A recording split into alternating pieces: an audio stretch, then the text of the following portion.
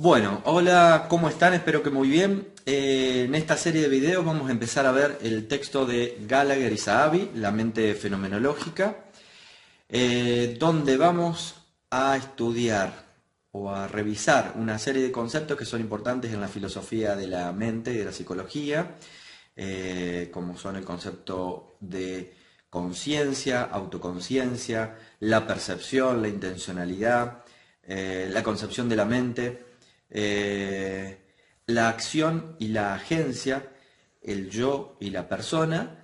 Todos estos temas los vamos a ver desde el punto de vista fenomenológico, eh, a lo largo de los distintos capítulos del libro. Y en el video de hoy vamos a empezar viendo el capítulo 3, donde vemos desde el punto de vista fenomenológico el tema de la conciencia y la autoconciencia, distinguiendo el enfoque fenomenológico acerca de estos temas de otros enfoques y otros conceptos que están vinculados al tema de la conciencia y que fueron aportados por otros filósofos de la mente o se han desarrollado desde distintos enfoques. Así que, bueno, comenzamos entonces con el capítulo 3, con el tema de la conciencia y la autoconciencia. Entonces, vamos a empezar con el primer apartado del capítulo, que es sobre la relación entre conciencia y autoconciencia. El apartado empieza con un ejemplo, que es el siguiente. Dice, por ejemplo, yo podría estar observando a través de la ventana de mi casa, mirando hacia la calle y ver que está estacionado ahí mi auto. Entonces puedo tener conciencia no solamente de que está el auto ahí, sino que también puedo tener conciencia o saber de que tengo conciencia de mi auto en la calle. Entonces tengo estos dos elementos. Soy consciente de que el auto está estacionado ahí y soy consciente de mi conciencia del auto. Entonces ahí viene la pregunta de qué clase de autoconciencia es este segundo elemento, ¿no? Mi conciencia de que soy consciente de que el auto está ahí. ¿Qué tipo o qué clase de autoconciencia es esa? Entonces cabe hacer no solo esa pregunta, sino otra pregunta más. ¿Es correcto decir que siempre que somos conscientes de algo, también tenemos conciencia de ser conscientes? Si esto es así, por ejemplo, se produciría un regreso al infinito que se llama. ¿Cuál es el regreso? Si siempre que soy consciente de algo tengo conciencia de esa conciencia, entonces, por ejemplo, cuando soy consciente de que el auto está ahí, dije antes, también tengo conciencia de ser consciente de que el auto está ahí. Pero si siempre que tengo conciencia de algo tengo conciencia de esa conciencia, de ser consciente, entonces también tendría que tener una conciencia de tercer orden del segundo estado de conciencia, ¿no? Tengo conciencia de que el auto está ahí. Soy consciente de ser consciente del auto. Pero entonces ahora, si soy consciente de que soy consciente del auto, también debería ser consciente de que soy consciente de mi conciencia del auto. Y esto se repite con cada estado de conciencia adicional que yo vaya agregando. Si es cierto que siempre que soy consciente de algo, entonces tengo conciencia de este estado consciente. Si eso es cierto, se produce ese regreso al infinito. Entonces, ¿cuál es el enfoque fenomenológico con respecto a estos temas de conciencia y autoconciencia y qué características tiene la autoconciencia para el enfoque fenomenológico? Para eso tenemos que entender o tener en claro una diferencia entre tres conceptos distintos. Primero, entre el concepto de conciencia y autoconciencia. Y en segundo lugar, distinguir dos tipos de autoconciencia. Lo que los fenomenólogos van a llamar autoconciencia prereflexiva y la autoconciencia reflexiva. Entonces vamos a hacer esa distinción entre estos tres conceptos: conciencia, autoconciencia prereflexiva y autoconciencia reflexiva. Y vamos a tratar entonces ahora de definir cuál es el enfoque fenomenológico de estos temas. Entonces, el enfoque fenomenológico acerca de esto es que todo acto de conciencia, todo estado mental consciente siempre se da, y esa es la única forma de darse de un acto consciente, es de manera autoconsciente. Entonces, esta inmediatez de la autoconciencia de todo acto de conciencia, el fenomenólogo lo va a describir en términos de una autoconciencia prerreflexiva. ¿Qué significa que sea prerreflexiva? Quiere decir que esta autoconciencia no proviene de un acto adicional de conciencia. ¿Está bien? Tampoco proviene de un otro estado mental que tenga como objeto al primer estado de conciencia, o que este segundo estado mental, que se lo denomina de segundo orden, esté dirigido a este primer acto de conciencia. Es decir, lo que va a decir el enfoque fenomenológico es que todo acto de conciencia es intrínsecamente autoconsciente, prerreflexivamente autoconsciente. Esta autoconciencia, de vuelta, no proviene de un segundo acto de conciencia ni de un segundo estado mental o un estado mental de segundo orden que se dirija a este primer estado de conciencia. Entonces, siguiendo con el ejemplo del auto que vimos antes, según el enfoque fenomenológico, al mirar yo a través de mi ventana y ver mi auto estacionado ahí, no solamente soy consciente de que está el auto ahí, sino que también soy consciente de estar mirándolo. Esa es la autoconciencia a la que se refiere el fenomenólogo, y esa autoconciencia, es decir, mi conciencia de estar mirando el auto, es una autoconciencia prerreflexiva, y esto significa exactamente que mi conciencia de estar mirando el auto no es un acto adicional y distinto de ser consciente de mi auto estacionado ahí afuera. Es decir, cuando soy consciente de que mi auto está ahí afuera, al mismo tiempo y en el mismo acto, porque es el único acto que se está dando en ese momento, el único acto de conciencia que tengo, es conciencia del auto y autoconciencia.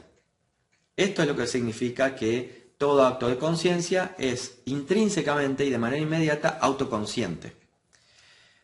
Entonces, en resumen, ¿qué dice el enfoque fenomenológico acerca de la conciencia? Primero va a reconocer que todo acto de conciencia es conciencia de algo. Toda conciencia es conciencia de algo, y este aspecto también es descrito diciendo que toda conciencia es intencional. El término intencional viene de lo que se conoce como la tesis de Brentano, que decía que la característica esencial de todo estado mental es la intencionalidad. Y acá intencionalidad está usado en un sentido técnico. ¿Qué quiere decir? Específicamente esto, que todo estado mental es sobre algo, refiere a algo fuera de sí mismo. Es decir, si yo creo que hoy es viernes, mi creencia es sobre el nombre del día de hoy. Si yo tengo un deseo de salir a caminar, mi deseo es sobre salir a caminar, o refiere a eso. ¿Está bien? A eso se refiere el término intencionalidad en este contexto en el que estamos nosotros discutiendo estos temas. Entonces, volviendo, la primera característica que va a aceptar, digamos, de la conciencia, el enfoque fenomenológico, es que toda conciencia es intencional, es decir, es sobre algo. La segunda característica, por lo que dijimos antes y usando el ejemplo del auto, toda conciencia de algo, por lo tanto, es intrínsecamente autoconsciente. En este sentido, creo que estaría bien que busquen el concepto de intrínseco. Algo intrínseco es cualquier cosa que sea natural o esencial a la cosa de la que estemos hablando, y no es algo que le viene dado de manera extrínseca. Intrínseco se opone a extrínseco, y extrínseco es como si fuera añadido o que le viene de afuera. ¿Está bien? En cambio acá dice, toda conciencia intencional entonces es intrínsecamente autoconsciente. Esta autoconciencia, por lo tanto entonces, tercer elemento de esta tesis, es que la autoconciencia de los estados conscientes es descrita como prereflexiva. ¿Qué quiere decir que sea prereflexiva? Que no requiere un acto adicional de conciencia sobre mi acto consciente para tener esa autoconciencia. Esta autoconciencia no requiere un acto de reflexión sobre mi estado de conciencia para obtener esa autoconciencia. Eso es lo que significa decir que esta autoconciencia intrínseca de los estados conscientes es pre-reflexiva. La cuarta idea es que esta autoconciencia pre-reflexiva es una condición necesaria de la conciencia intencional. Es decir, no hay conciencia sin autoconciencia pre-reflexiva. Y entonces podemos fijar estas ideas con una cita de Sartre que está en el texto, que dice: el modo de ser de la conciencia es ser para sí misma. Cuando dice esto refiere a la autoconciencia, ¿no? Que todo acto de conciencia es también para sí mismo, al mismo tiempo. Es decir, es ser autoconsciente. Esta autoconciencia no es una nueva conciencia, sino el único modo de existencia de la conciencia de algo. Con esta cita de Sartre que está ahí en el texto, simplemente podemos entonces sintetizar todos los aspectos involucrados en esta concepción de la conciencia y la autoconciencia del enfoque fenomenológico. Bien, otro tema que está vinculado a este de la conciencia y sobre todo de la autoconciencia es el de la perspectiva de primera persona. La perspectiva de primera persona se dice que caracteriza a los actos de conciencia y a los estados mentales conscientes. ¿En qué sentido? En el sentido de que los actos de conciencia siempre se dan desde esa perspectiva. Esto significa, otra forma de decir lo mismo es que cuando se produce un acto de conciencia, ese acto de conciencia es privado, no es algo público. Es decir, por ejemplo, si yo miro a través de mi ventana y soy consciente de que mi auto está estacionado ahí afuera, mi acto de conciencia acerca del auto es una experiencia accesible de manera directa para mí y únicamente para mí. Es decir, es algo que se da de manera privada. Mientras que la presencia, por ejemplo, la presencia del auto en la calle es un evento o un fenómeno público. Todo el mundo que pase por ahí podría ver el auto, pero no todo el mundo puede acceder a mi conciencia de que el auto está ahí. Eso, mi conciencia de que el auto está ahí, de vuelta, es una vivencia o es una experiencia consciente, es un estado mental consciente que se da únicamente para mí, es privado, en oposición a algo público. Y esa es una característica intrínseca de los estados mentales conscientes, que tienen una perspectiva de primera persona y esa es su única forma de darse, es su única forma de ser, ¿está bien? En el mundo. Cuando un estado consciente existe, se da y es de esta forma. Su forma de ser es como siendo para mí, es decir, como teniendo una perspectiva de primera persona. Es decir, otra forma de decir lo mismo es que es un acto privado y otra forma más de decir lo mismo es que tiene una forma de ser subjetiva. Bien, en estos casos, en todas estas expresiones me estoy refiriendo a lo mismo. Entonces, en relación a la conciencia y a la autoconciencia, hay que hacer una distinción entre dos concepciones distintas de esta perspectiva de primera persona que tienen las experiencias conscientes o los estados mentales conscientes. Hay una perspectiva que es la llamada débil y hay otra perspectiva que es la fuerte. La débil es débil porque pone menos condiciones, mientras que la fuerte impone más condiciones que deben cumplirse para decir que tenemos una perspectiva de primera persona. Entonces, la débil es más o menos la que acabo de decir y es la que adoptan los fenomenólogos. Entonces, la concepción débil acerca de la perspectiva de primera persona es la que sostiene que la perspectiva de primera persona se da junto con toda experiencia consciente. Es decir, es la vivencia de tener experiencias como siendo mías, como siendo para mí, como siendo mías. Tengo una experiencia soy consciente de que veo el auto en la calle y también soy consciente de que soy yo el que está viendo el auto en la calle. Es decir, mi conciencia del auto es mía, es para mí. Solamente yo, en este caso, de manera privada, puedo vivenciar esta conciencia del auto en la calle, de estar percibiendo el auto en la calle. Entonces, este enfoque, que es, digamos, el enfoque débil de la perspectiva de primera persona, tiene que ver con entender que la perspectiva de primera persona es la vivencia de tener experiencias conscientes como siendo para mí. Es una vivencia. Mientras que la concepción fuerte acerca de la perspectiva de primera persona sostiene que tener una perspectiva de primera persona es articular lingüísticamente esta perspectiva.